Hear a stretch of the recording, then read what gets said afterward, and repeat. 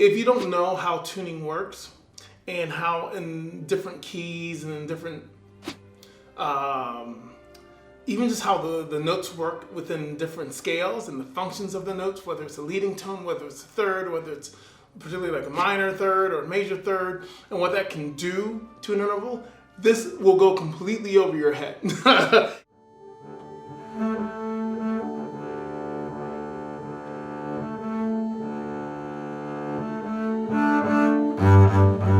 So in doing this tuning, I can talk about using a tuner in general. I've never done that. I think there are different philosophies out there. I think it's good to be in the habit, of using a tuner to get your general pitch. One thing you don't ever see me do is to tune every single string so that it fits perfectly with the tuner. Now, this could be a huge debate, and I don't want to start a debate, but maybe another time. But I'll just talk about generally in tuning. You notice when I even got to the C string, I actually use the intervals. I use the intervals to help me tune instead of tuning specifically. Now, this is a whole rabbit hole because if you don't know how tuning works and how in different keys and in different,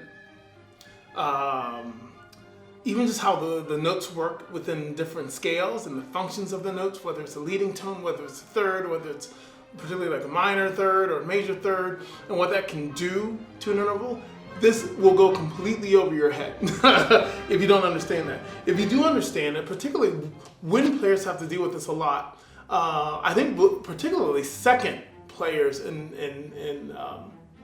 woodwinds and brass, because the qualities of a note will actually change based on the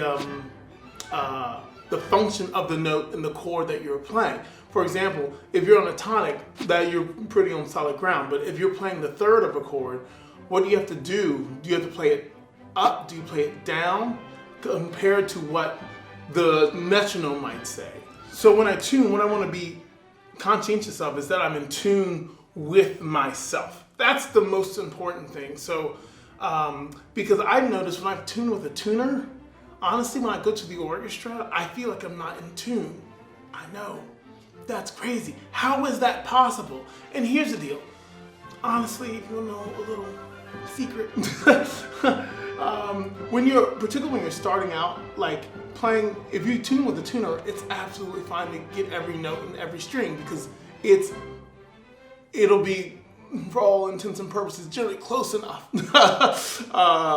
When you're talking about super minutia and for a perfect intonation, as you develop in your musical training, you'll realize that minutia makes a difference.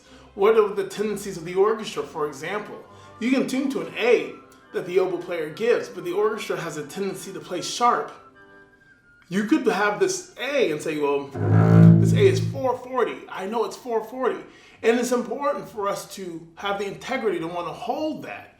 But in the heat of battle, you can hold it, or you might have to go with the flow just so that we can match the intonation of those around you. So y'all, it's a game and it's a can of worms. And I know there are professional musicians who might be watching this going, pulling their hair out, saying, no, you should never change. You should never adjust. You have to pull the orchestra with you. Sometimes we have to make choices on when we do those things in orchestra. And sometimes you have to just go with the flow for the good of the whole of the ensemble. And that to me is the most important thing. So I said, I don't tune per note on the, you see I only tune to the A natural. I'll do the A again. There it is, okay, good. So, tune to the A natural. And I will check my harmonics against the A. But then I'll use fourths. I can actually use octaves as well to make sure I'm getting it more in tune. That works as well using the harmonics. The other thing that affects this is the quality of your strings. If your strings are old, they might be false. So your harmonics may be a little false. That may not give you a true rendering of what the open string will ring to. And again, I don't even use the E harmonic. I use this G, and I use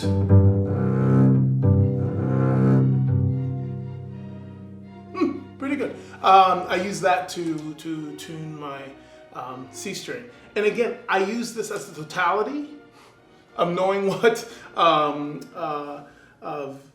how I want my instrument to be and the intonation I want it to have with the A, but I don't do it note for note. And again, this to me actually gives me the most amount of flexibility intonation-wise when I'm playing with an ensemble, because I just, again, notice if I tune every single string to a tuner, for me, it never feels, my open strings never feel right. They just don't, y'all.